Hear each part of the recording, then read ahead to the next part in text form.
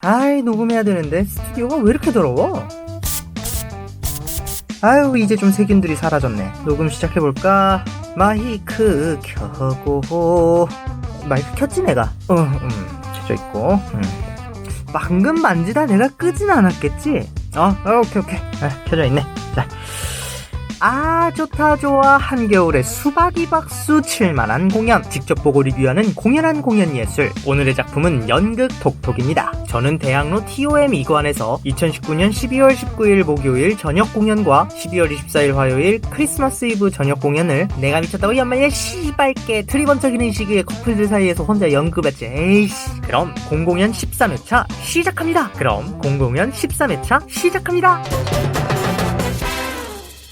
공공연 애청자분들이라면 아시겠지만 벨토리에게는 아주 작고 사소한 증상이 하나 있습니다. 바로 아이돌짤 집착증이죠. 공공연에 한 번 이상 아이돌짤을 넣지 않으면 입안에 가시가 돋고 불안해서 배가 아파요. 이번 톡톡 리뷰에서는 제 병을 극복하기 위해 끝날 때까지 아이돌짤을 절대 사용하지 않겠습니다. 벨토리가 이번 회차의 아이돌짤 집착증을 고칠 수 있을지 끝까지 보시면서 응원해주세요. 마지막으로 딱 한 번만 쓰고 시작할게요. 자, 그럼 톡톡 리뷰 지금부터 시작! 한 병원에 환자들이 모입니다.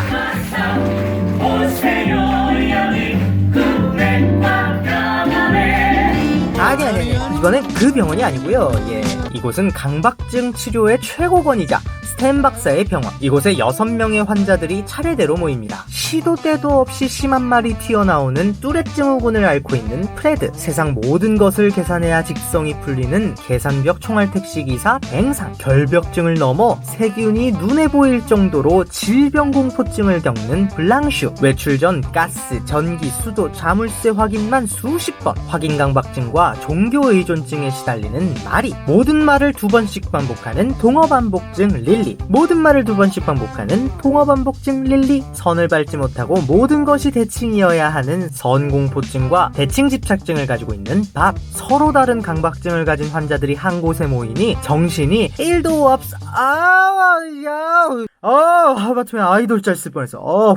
자, 다시 정신이 너무 없는 병원 대기실. 설상가상으로 출장에서 돌아오던 스탠 박사는 비행기 문제로 공항에 발이 못 끼게 되고 6명의 환자들은 부루마블 보드게임을 하며 의사인 스탠 박사를 기다리기로 하죠. 게임을 통해 서로를 조금씩 알아가고 서로에게 마음을 연 6사람. 그들은 스스로 그룹 치료를 시도해보기로 합니다. 서로의 문제를 해결하기 위해 불가능에 가까운 미션에 도전하는 6 환자들. 장화 신은 고양이 욕 안 하고 읽기에 도전한 프레드. 뱅상은 어떠한 숫자 공격에도 계산 생각 안 하기. 방구, 코딱지, 눈곱, 귀지 등 각종 더러운 말을 참고 모두와 악수하기에 성공해야 하는 블랑슈. 가스, 전기, 수도 등 불안해하지 않고 종교 생각도 안 해야 하는 마리. 2번 말하기를 참아보는 릴리와 선이 무수히 많은 마룻바닥을 가로질러 릴리에게까지 가야 하는 미션의 밥까지. 과연 이 6명 또 위험했네. 잘 참았어. 알았어.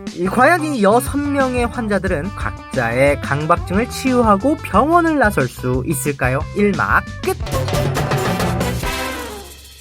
인터미션에서는 톡톡의 각종 TMI를 살펴볼까요? 톡톡이 공연되는 대학로 TOM 2관은 관객들이 대기할 수 있는 의자가 없습니다. 입장은 극 시작 15분 전부터 가능해서 빠른 입장을 위해 계단에서 대기할 게 아니라면 건물 내 혹은 주위의 카페 등을 이용해야 하죠. 톡톡의 MD 상품으로는 프로그램북과 레퍼토리 노트가 있습니다. 또한 노수산나 배우가 직접 그린 그림으로 만든 2020년 달력도 있으니 SNS를 참고하세요. 벨토리는 개인적으로 포토존이 없어 아쉬웠습니다. 톡톡과의 추억을 기록할 곳이 딱히 없죠. 곳곳에 붙어있는 여러 종류의 포스터가 다예요. 캐스팅보드도 좁은 복도에 위치하고 있어 가족, 친구, 연인과 함께 사진을 찍기가 어렵습니다. 하지만 커튼콜 촬영으로 아쉬움을 달랠 수 있었어요. 톡톡은 입장할 때 공연장 왼쪽 문만 사용합니다. 그래서 D구역 좌석으로 가려면 1열과 무대 사이의 통로로 이동해야 하죠. 그런데 이 통로가 좁은 편이라 많은 분들이 무대 위로 올라가서 이동하시더라고요. 하지만 무대 위로 이동을 하다가 효과가 혹여나 소품이나 세트 등에 영향을 줄 수도 있겠죠. 더 즐거운 관극을 위해 무대 위 이동을 지양해 주시고 1열에 앉은 분들은 입장 시에 조금 불편하시더라도 다리를 꼭 붙이고 앉아주시면 좋을 것 같아요. 톡톡은 소극장 연극이어서 뒤쪽 자리여도 극을 보는데 전혀 상관이 없습니다. 오히려 뒤쪽 자리 혹은 약간 사이드 자리가 무대 전체를 보는 즐거움을 즐길 수 있을 거예요.